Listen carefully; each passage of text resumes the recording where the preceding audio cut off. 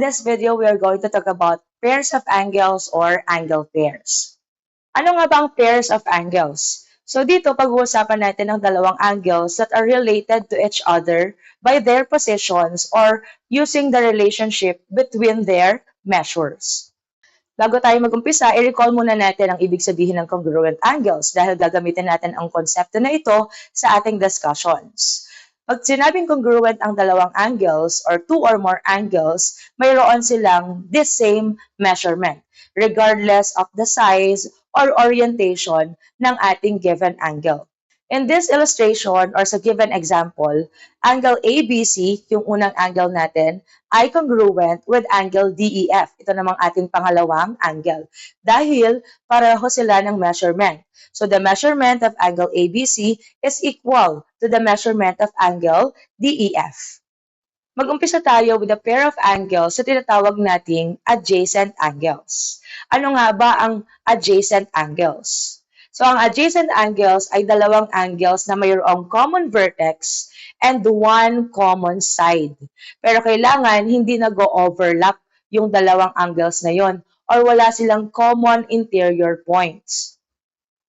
In this given illustration, ang ating adjacent angles ay angle DNE at saka angle ENS. So they are adjacent dahil mayroon tayong common vertex which is point N and then meron tayong common side na side NE or pwede rin naman nating isulat dito na ray NE or symbol ng ray NE. So again, sa ating given illustration, ang ating dalawang angles ay adjacent angles dahil meron tayong common side and then the common vertex.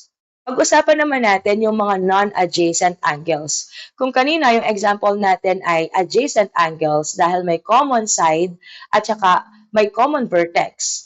Dito naman sa mga illustrations, mayroon tayong pairs of angles na non-adjacent. So yung unang illustration natin na pair of angles ay non-adjacent. Dahil wala tayong common vertex, kitang-kita naman, at saka wala tayong isang side na common sa kanilang dalawa. Okay? So dito sa ating second example, meron namang common side.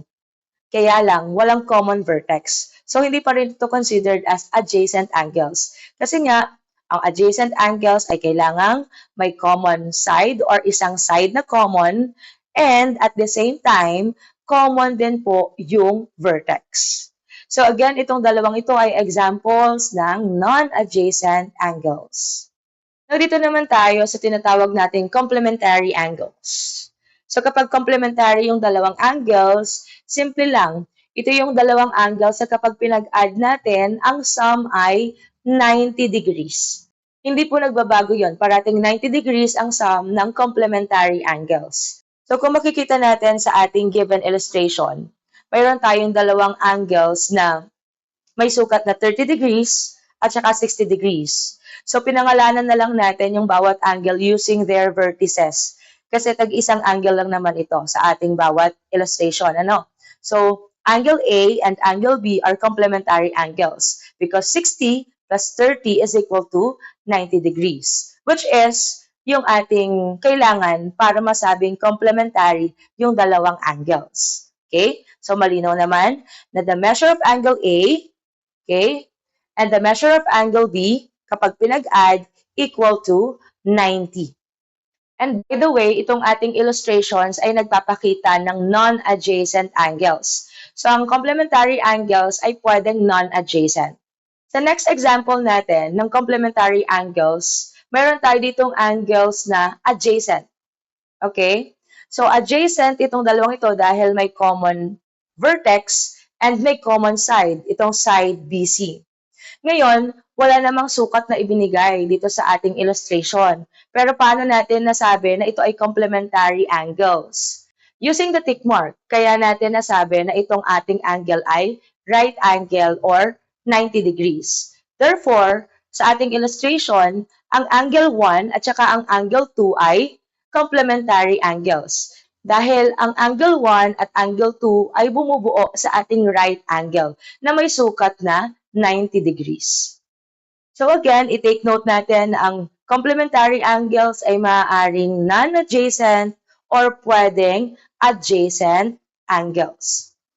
Next pair of angles ay tinatawag nating supplementary angles. So kanina, complementary, mayroon tayong sum na 90 degrees. Dito naman sa supplementary angles, ang sum ay 180 degrees. So lahat ng supplementary angles ay may sum na 180 degrees. Sa ating illustration, again, ang ating given ay non-adjacent angles. Okay? Ang unang angle natin, angle SIR, ay may sukat na 140 degrees. Ang pangalawang angle naman natin ay angle POG na may sukat na 40 degrees. Kapag pinag-add natin itong dalawang angle na ito or sukat ng angle, magkakaroon tayo ng sum na 180 degrees. Therefore, masasabi natin na ang angle I at saka ang angle O ay supplementary angles because the sum of their measurements ay equal sa 180. Sa second example natin ng supplementary angles, itong pares na ito ng angle ay adjacent. Mayroong common vertex, vertex O, and then mayroong common side, side OB. Okay, so dito, mayroon tayong angles na may sukat na 60 and 120 degrees. So kapag pinag-add natin itong dalawang ito, magkakaroon tayo ng sum na 180 degrees. That's why they are supplementary angles. So angle AOB and angle BOC are supplementary angles.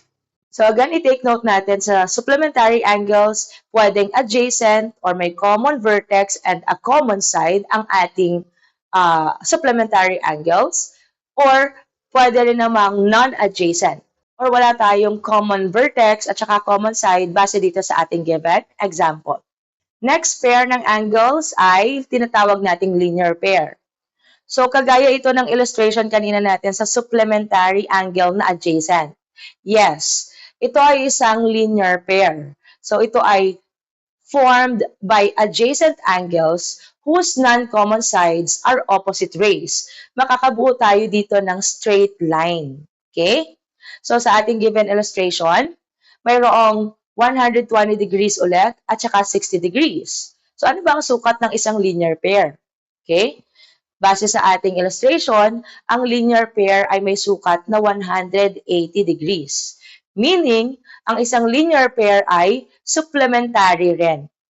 So, angle AOB and angle BOC ay linear pair na tinatawag because they are adjacent angles na may non-common sides na sides OA and then side OC na tinatawag nating opposite rays. So again, para tawaging opposite rays, yung dalawang rays ay kailangan may common endpoint and nag-extend infinitely sa magkabilang directions. Na-discuss na natin ito before sa video ng rays. Kagaya ng nabanggit natin kanina, take note natin na ang linear pairs ay always supplementary. Next, let's talk about vertical angles. Kapag sinabing vertical angles, ito yung mga angles na opposite sa isa't isa. Okay? And it is formed by two intersecting lines. So sa ating illustration, meron tayong dalawang pares ng opposite angles na tatawagin nating vertical angles. So we have angles 1 and 3, angles 2 and 4. So yun yung mga pairs of angles na tinatawag nating vertical angles. Again, binubuo ito ng two intersecting lines. So ang vertical angles are always opposite to each other.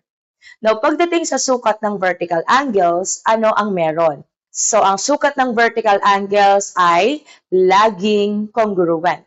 Therefore, angle 1 is congruent to angle 3. Angle 4 is congruent to angle 2 or vice versa. Angle 2 is congruent to angle 4. Now, let us use yung mga diniscuss nating concepts kanina para masagutan or mahanap yung mga missing angles sa bawat problem natin. So, sa ating unang illustration, makikita natin na mayroon tayo ritong linear pair. So, bakit linear pair? Dahil ang mga sides dito sa ilalim ay tinatawag nating opposite rays. Nakaka-form tayo ng straight line. Okay? And syempre, adjacent. yung ating dalawang angles. So, ang tanong, what is the measurement of angle ABD? Para makuha ang measurement ng angle ABD, ano ang dapat natin gawin? Alam naman natin na ang linear pair ay supplementary, meaning ang sukat ng dalawang angles na ito kapag pinag-add ay 180 degrees. So kung mayroon ka ditong 50 degrees, ima-minus mo yan sa 180. So 180 degrees minus 50 degrees is equal to 130 degrees. So ang ating sagot sa problem ay 130 degrees. Sa ating next illustration naman, gagamitin natin ang concept ng vertical angles. So, ang ating two intersecting lines ay nakabuo ng opposite angles. So, may sukat dito na 43 degrees. Ang tanong ay, what will be the measurement of angle DOC? So, dito sa ating given example, alam natin na ang vertical angles are always congruent. Therefore, kung ang angle AOB ay 43 degrees, ang angle DOC ay dapat may sukat na 43 degrees rin. That's why our answer in this problem is 43 degrees. Next, sa ating illustration, mayroon tayong two angles na nagfo-form ng right angle.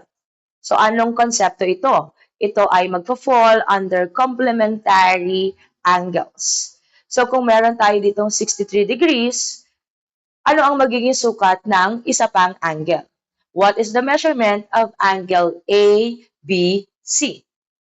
Alam naman natin na sa complementary angles, the sum of the two angles ay equal sa 90 degrees. Therefore, kung mayroon ka ng 63 degrees, isusubtract mo lang ito from 90 degrees. So, we have 90 degrees minus 63 degrees, that is equal to 27 degrees. That's why our answer in this problem is 27 degrees.